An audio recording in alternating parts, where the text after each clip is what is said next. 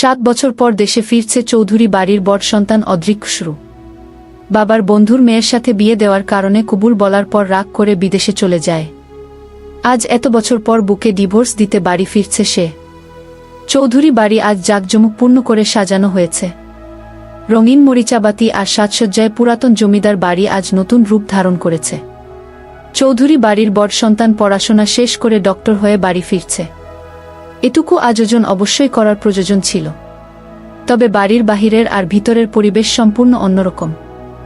বর্তমানে বাড়ির সকলের নীরব আর শান্ত, তাদের মুখে হাসির ছিটেফোঁটাও নেই। বাড়ির ড্রয়িং রুমে বসে টিভি দেখছে সৃষ্টি। তখনই তার ফোনে পরিচিত এক নাম্বার দেখে মেসেজ আসে। সৃষ্টি টিভির স্ক্রিনের উপর থেকে দৃষ্টি সরিয়ে ফোনের মেসেজ পড়তে থাকে। মেসেজের সংক্ষিপ্ত ভাষায় লেখা ছিল, আমি ফ্লাইটে উঠে পড়েছি, 6 ঘন্টার মধ্যে দেশের বিমানবন্দরে পৌঁছে যাব। সংক্ষিপ্ত লেখাটা পড়ে সৃষ্টির মুখে হাসি ফুটে ওঠে। সৃষ্টির ফোনে মেসেজ করা ব্যক্তিটি আর কেউ না, তার বড় ভাই, চৌধুরী বাড়ির বড় সন্তান ডক্টর অদ্রিক খসরু। সৃষ্টি রিমোট দিয়ে টিভি বন্ধ করে দেয়া। এরপর তার ফোন হাতে নিয়ে তাড়াতাড়ি করে ছুটে যায় রান্নাঘরে। রান্নাঘরে বিভিন্ন প্রকারের খাবার রান্না করে যাচ্ছেন শারমিন বেগম, যিনি চৌধুরী বাড়ির বড় গিন্নি। উনি অদ্রিক আর সৃষ্টির মা। রান্নাঘরের গ্যাসের চুলায় বিরিয়ানি রান্না করছেন শারমিন বেগম, কারণ অদ্রিক তার মায়ের হাতের বিরিয়ানি খেতে অনেক পছন্দ করে, যা তার সবচেয়ে প্রিয় খাবার। আর তার সম্পূর্ণ মনোযোগ এখন চুলায় থাকায় বিরিয়ানির উপর। তখনই রান্নাঘরে প্রবেশ করে সৃষ্টি। সে শারমিন বেগমের কাছে গিয়ে বলে, আম্মু, অদ্রি ভাইজা মেসেজ করেছিল আমায়। ভাইজা ফ্লাইটে উঠে পড়েছে, 6 ঘন্টার মধ্যে দেশের বিমানবন্দরে পৌঁছে যাবে। সৃষ্টির কথা শুনে শারমিন বেগম খুশি হয়ে যায়। আজ 7 বছর পর তার সন্তান দেশে ফিরবে। তার সন্তানকে একবার দেখার জন্য, জড়িয়ে ধরার জন্য কত ছটফট করছে শারমিন বেগম। আজ অবশেষে তার সকল অপেক্ষার সমাপ্তি হবে। তার ছেলে তার কোলে ফিরে আসবে। তবে শারমিন বেগম একটু পর কিছু একটা ভেবে শান্ত হয়ে যায়। তার মুখের হাসি বিলুপ্ত হয়ে যায়। সৃষ্টি তার মায়ের মুখ এমন গম্ভীর হয়ে যাওয়া দেখে প্রশ্ন করে, আম্মু, হঠাৎ করে কি হলো তোমার? ভাইজা আসছে শুনে খুশি হওনি তুমি? শারমিন বেগম সৃষ্টির মুখের দিকে তাকিয়ে বলে, মেঘ কোথায়? শারমিন বেগমের মুখে মেঘের নাম শুনে সৃষ্টি শান্ত হয়ে যায়। মায়ের হঠাৎ করে গম্ভীর হয়ে যাওয়ার কারণ সে এখন বুঝতে পারে। সৃষ্টি অসহায় মুখ করে বলে, উপরে ওর রুমে। আচ্ছা আম্মু, সত্যিই মেঘ আমাদের সকলকে ছেড়ে চলে যাবে? অদ্রি ভাইজা আর মেঘের কি একসাথে সংসার করা এখনো হবে না? সৃষ্টির কথার জবাব শারমিন বেগম দিতে পারে না। সে শুধু ছোট্ট করে বলে, ভাগ্যে যা লেখা আছে তাই হবে। শারমিন বেগম আর কোনো কথা বলে না। বিরিয়ানি রান্না শেষ করে রুমে ফিরে আসে। আয়নার সামনে স্থির হয়ে দাঁড়িয়ে আছেন জামশেদ সাহেব, যিনি হলেন এই চৌধুরী বংশের কর্তা অদ্রির বাবা, যার পোশাক আর চলাফেরায় আভিজাত্যের ছাপ স্পষ্ট ফুটে ওঠে। শারমিন বেগম রুমে এসে দেখেন জামশেদ সাহেব আয়নার সামনে চুপচাপ দাঁড়িয়ে আছেন। শারমিন বেগম তার কাছে এগিয়ে যায়। জামশেদ সাহেব শারমিন বেগমের উপস্থিতি উপলব্ধি করতে পারেন। তার স্ত্রী এখন তাকে কি বলবে তা উনি আগে থেকেই জানেন। জামশেদ সাহেব গম্ভীর কণ্ঠে বলে, মেঘকে বল ব্যাগপত্র গুছিয়ে নিয়ে আসতে। ওর জন্য ড্রয়িং রুমে বসে আমি অপেক্ষা করছি। জামশেদ সাহেব আর শারমিন বেগমকে কথা বলার সুযোগ দেয় না। দ্রুত পা ফেলে রুম থেকে বের হয়ে যায়। শারমিন বেগম দীর্ঘশ্বাস ছাড়ে। এরপর সিঁড়ি দিয়ে উপরে উঠে যায়। বাড়ির সকল জাঁকজমকপূর্ণ আয়োজন ব্যালকনি থেকে তাকিয়ে তাকিয়ে দেখছে মেঘ। তার বিয়ের সময় বাড়িটা এমন সুন্দর করে সাজানো হয়েছিল, লাল রঙের মরিচাবাতি জ্বালানো হয়েছিল। মেঘের মনে পড়ে যায় তার এই বাড়িতে প্রথম আগমনের কথা। 15 বছর বয়সী বাচ্চা মেঘের বিয়ে হয় চৌধুরী বাড়ির বড় সন্তান অদ্রিক খসরুর সাথে। তখন অদ্রির বয়স আনুমানিক 18 বছর হবে। মেঘের মা তার জন্মের পরেই মারা যায়। মা মরা মেয়েকে তার বাবা বড় করে। সৎ মায়ের অত্যাচার যাতে সহ্য করতে না হয় এজন্য তার বাবা বিয়ে করেনি। আর মা মরা মেয়েকে সবসময় যত্ন আর ভালোবাসা দিয়ে আগলে রেখেছিলেন। কিন্তু বাবার ভালোবাসা আর যত্ন পাওয়ার ভাগ্য খুব বেশি দিন হয়নি মেঘের। যখন মেঘের বয়স 14 বছর তখন তার বাবা হার্ট অ্যাটাক করে মারা যান। বাবার মৃত্যুর পর মেঘের আশ্রয়স্থল তার চাচার বাসায়। কিন্তু চাচা চাচি তার বাবার সম্পত্তির লোভে তাকে তাদের বাসায় স্থান দিয়েছিল। মেঘের বাবা তার সকল সম্পত্তি তার একমাত্র মেয়ের নামে লিখে দিয়ে যায়। চাচার বাসায় প্রতিনিয়ত অত্যাচার আর নির্যাতনের শিকার হয়েছে মেঘ। এমনকি সারাদিন না খেয়েও থাকতে হয়েছে তাকে। মেঘের বাবার ঘনিষ্ঠ বন্ধু ছিলেন জামশেদ সাহেব। মেঘের বাবা পেশায় একজন ডক্টর ছিলেন। বিয়ে করার পর উনি পিএইচডি করার জন্য বিদেশে চলে যান, যার কারণে অনেকদিন ধরে মেঘের বাবা আর জামশেদ সাহেবের মধ্যে দেখা হয়নি। প্রায় অনেক বছর পর জামশেদ সাহেবের সাথে দেখা হয় তার এক পুরাতন বন্ধুর সাথে, যিনি তাকে মেঘের বাবার মৃত্যুর কথা বলেন আর মেঘের বর্তমান অবস্থার কথা। জামশেদ সাহেবের মেঘের কথা ভেবে কষ্ট পায়। এরপর উনি তার বন্ধুর সহায়তায় মেঘের চাচার বাসার ঠিকানা খুঁজে বের করে। মেঘকে তার সাথে নিয়ে আসতে চান উনি, কিন্তু তার লোভী চাচা চাচি তাকে যেতে দিতে চায় না। কিন্তু জামশেদ সাহেব তার ক্ষমতা ব্যবহার করে মেঘকে তাদের কাছ থেকে নিয়ে আসে। তবে মেঘের চাচা চাচিও থেমে থাকে না। তারা থানায় মামলা করে জামশেদ সাহেবের বিরুদ্ধে।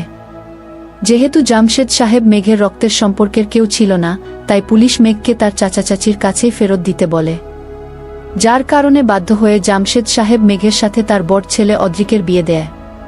কিন্তু অদ্রিক এই বিয়ে করতে চায়নি। তবে বাবার সিদ্ধান্তের বিপক্ষে যাওয়া তার দ্বারা সম্ভব ছিল না, যার ফলে বিয়ের দিন বিয়ে করে অদ্রিক পড়াশোনার অজুহাত দিয়ে বিদেশে চলে যায়। আজ 7 বছর পর অদ্রি বাড়ি ফিরে আসছে। তবে তার একটাই শর্ত, মেঘ এই বাড়িতে থাকবে না। সে বাড়ি ফেরার পর যেন মেঘকে না দেখে। ব্যালকনিতে দাঁড়িয়ে অতীতের স্মৃতিচারণ করছিল মেঘ। অল্প কিছু সময় পর রুমে ফিরে আসে। এটা তার রুম নয়, বরং অদ্রির রুম। অদ্রি বিদেশে যাওয়ার পর থেকে সে এই রুমেই থাকে। অদ্রিকে কখনো সরাসরি দেখেনি মেঘ। 7 বছর আগে বিয়ের আসরে দূর থেকে একবার দেখেছিল, ওই শেষবার, আর দেখেনি। তবে অদ্রির রুমে বড় ফ্রেমে বাঁধা তার একটা ছবি আছে।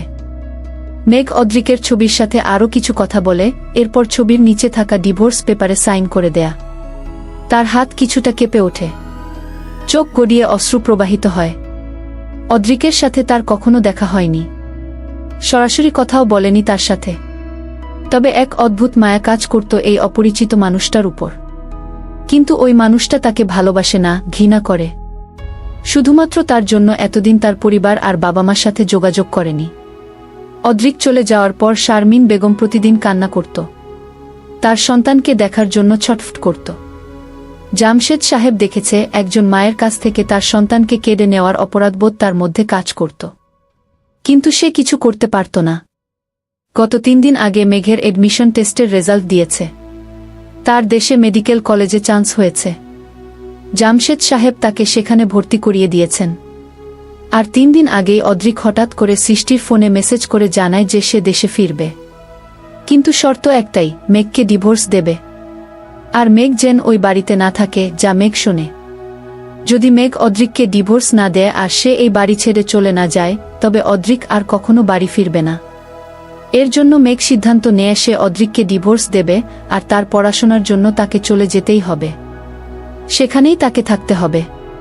তাই আজ মেঘ চৌধুরী বাড়ি ছেড়ে চলে যাচ্ছে। অদ্রিক আর তার ডিভোর্সের কথা পরিবারের সকলেই জানে। জামশেদ সাহেব উকিলের সাথে কথা বলে সম্পূর্ণ ঠিক করেছেন। জামশেদ সাহেব আপত্তি করেননি, কারণ উনি জানেন অদ্রি কখনো মেঘকে তার বউ হিসেবে মেনে নেবে না। আর মেঘ বা কতদিন অদ্রিকের জন্য অপেক্ষা করবে? মেঘের একটা ভবিষ্যৎ রয়েছে, তাই উনি তাদের ডিভোর্স করিয়ে দেয়া। তবে শুধু মেঘ ডিভোর্স পেপারে সাইন করেছে, অদ্রিক করেনি। সে দেশে ফিরে তারপর সাইন করবে। বাড়ির অন্য সদস্যরা জামশেদ সাহেবের সিদ্ধান্ত মেনে নিয়েছেন, কারণ তারাও জানে অদ্রি মেয়েটিকে ঘৃণা করে। যদিও শারমিন বেগম প্রথমে আপত্তি করেছিলেন, তবে জামশেদ সাহেবের সিদ্ধান্তের উপর কথা বলতে পারেননি। অদ্রিকের উপর দিকে একবার তাকিয়ে একটি দীর্ঘশ্বাস ফেলেন। মেঘের ভাবনার মাঝে শারমিন বেগম দরজায় কড়া নাড়েন। শারমিন বেগম বলেন, মেঘ, ড্রয়িং রুমে তোমার বড় আব্বু অপেক্ষা করছে তোমার জন্য। শারমিন বেগমের কথা শুনে মেঘ তার দিকে ফিরে তাকায়। এরপর ব্যাগপত্র গুছিয়ে নিচে চলে যায়। ড্রয়িং রুমে বসে আছেন জামশেদ সাহেব। সিঁড়ি দিয়ে মেঘকে নিচে নামতে দেখে উনি উঠে দাঁড়ান। মেঘ একবার তার বড় আব্বুর মুখের দিকে তাকায়। এরপর শারমিন বেগমের কাছে যায়। মেঘ হাঁটু গেড়ে বসে যায় তার পায়ের কাছে, হাত দিয়ে পা ছুঁয়ে দেয় আর বলে, আমার জন্য দোয়া করো বড় আম্মু। শারমিন বেগম তার মাথায় হাত রাখেন।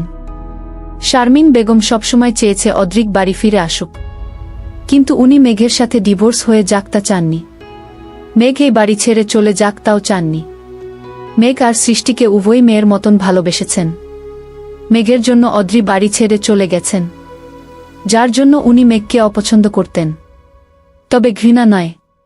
কারোর প্রতি স্নেহয়ত্ন প্রকাশ না করলে কি তাকে ভালোবাসা যায় না? মায়ের কাছে তার সকল সন্তান তো একই রকমেরই হয়। তখনই ড্রয়িং রুমে উপস্থিত হয় সৃষ্টি, রুহুল আমিন ও তার স্ত্রী নীলিমা বেগম আর তাদের সন্তান জুনায়েদ। মেঘ তাদের থেকে বিদায় নেয়। এরপর বাড়ি থেকে বের হয়ে যায়।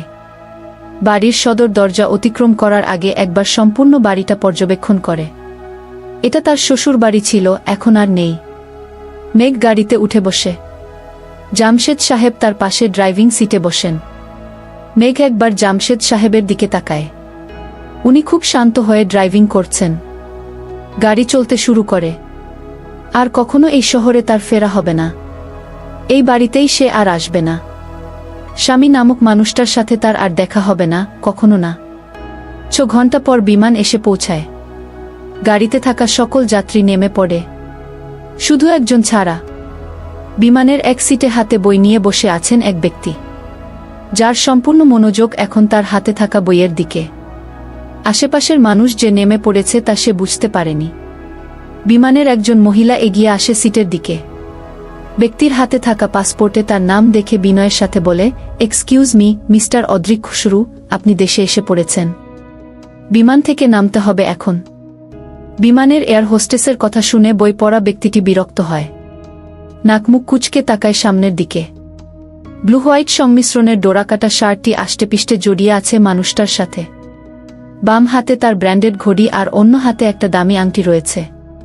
মুখের আদল কোনো হিরোর থেকে কম নয়। ফর্সা ত্বক আর নাকটা বেশ উঁচু।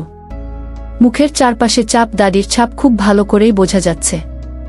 এত সময় ধরে যার রূপ আর সৌন্দর্যের প্রশংসা করা হচ্ছে তার নাম doctor অদ্রিক Khusru.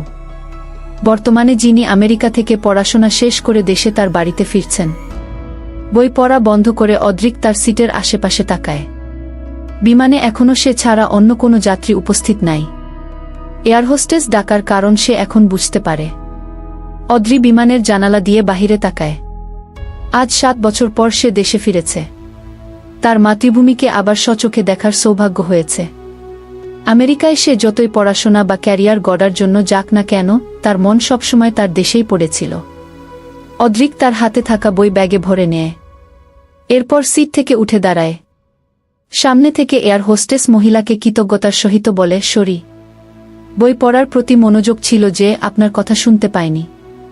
By the way, ধন্যবাদ আপনাকে। অদ্রিক কথাটা বিনয়ের সহিত বলে। যা শুনে এয়ার হোস্টেস তাকে বলে, ইটস অলরাইট স্যার। অদ্রিকের কথা বাড়ায় না। সে তার ব্যাগপত্র নিয়ে বিমান থেকে নেমে পড়ে। দেশের মাটিতে পা রাখার সাথে সাথে তার মন জুড়িয়ে যায়। আমেরিকায় থাকতে অনেক মিস করেছে সে তার দেশকে। অদ্রিক শান্তির নিঃশ্বাস ছাড়ে। এরপর বড় বড় পা ফেলে এগিয়ে যায় বিমানবন্দরের দিকে। বিমানবন্দর থেকে অদ্রিকে রিসিভ করার জন্য চৌধুরী বাড়ি থেকে রুহুল আমিন আর তার সন্তান জুনায়েদ এসেছে। জামশেদ সাহেব মেঘকে নিয়ে গেছেন, যার কারণে উনি আসতে পারেননি। জুনায়েদ প্রায় 1 ঘন্টা ধরে বিমানবন্দরের গেটের দিকে তাকিয়ে আছে। মূলত সে অদ্রিকে দেখার চেষ্টা করছে, কখন অদ্রি আসবে আর সে তার কাছে যাবে। রুহুল আমিনের 2 সন্তান জুনায়েদ আর জেবা। জেবা চৌধুরী বাড়ির বড় মেয়ে। 3 বছর আগে তার বিয়ে হয়ে গেছে। জেবা এখন তার স্বামী আর সন্তান নিয়ে লন্ডনে বসবাস করছে। আর জুনায়েদ তার ছোট। ওর বয়স 12 বছর। চৌধুরী বাড়ির সবচেয়ে ছোট সদস্য আর সকলের ভীষণ আদরের। বিমানবন্দরের গেটে অদ্রিককে দেখে জুনায়েদ খুশিতে চিৎকার দিয়ে বলে ওঠে, আব্বু, অদ্রি ভাইয়া এসে পড়েছে। ওই দেখো অদ্রি ভাইজা। অদ্রিক জুনায়েদের কথা শুনে হাসে। এরপর ওর মাথায় হাত দিয়ে বলে, সরি জুনায়েদ, তোমাকে এতক্ষণ অপেক্ষা করিয়েছি বলে। বিমান দেশে আসতে দেরি করেছে, যার জন্য লেট হয়ে গেছে। অদ্রিকের কথা শেষ হতেই জুনায়েদ প্রশ্ন করে ওঠে, অদ্রি ভাইজা, আমেরিকা থেকে কি তুমি আমার জন্য চকলেট আর খেলনা নিয়ে এসেছ? আমার কিন্তু অনেক খেলনা চাই। অদ্রিক সম্মতি জানিয়ে বলে, অবশ্যই নিয়ে এসেছি। বাড়ি যাই, এরপর সব দিব। অদ্রিক জুনায়েদের সাথে কথা বলা শেষ করে রুহুল আমিনের সাথে টুকটাক কথা বলে। অদ্রিক আশেপাশে তাকায়।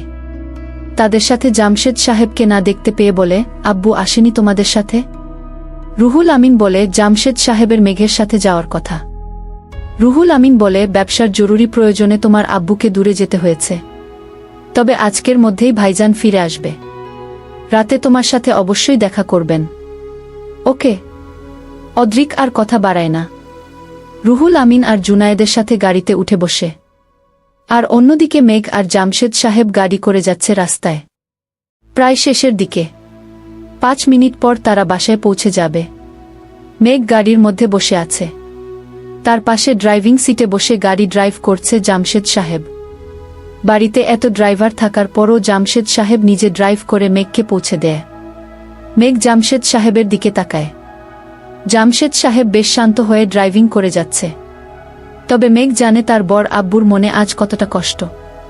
এই গম্ভীর চেহারার আড়ালে লুকিয়ে থাকা কোমল হৃদয়ের অধিকারী মানুষটাকে যে মেঘ চেনে। ছোটবেলা তার বাবার মৃত্যুর পর থেকে তার বর আব্বু তাকে বাবার ভালোবাসা দিয়েছে, স্নেহমতায়ত্ন দিয়ে আগলে রেখেছে। সৃষ্টি আর মেঘ এই দুজন মানুষকে জামশেদ সাহেবের কাছে কখনো আলাদা থাকেনি। দুজনই তার মেয়ে, বরং সৃষ্টির চেয়ে মেঘকে উনি বেশি আগলে রেখেছেন। বন্ধুর মেয়ে বলে না, নিজের মেয়ে ভেবে। অদ্রিকের সাথে বিয়ে দিয়ে মেঘের জীবনটা উনি নষ্ট করেছেন।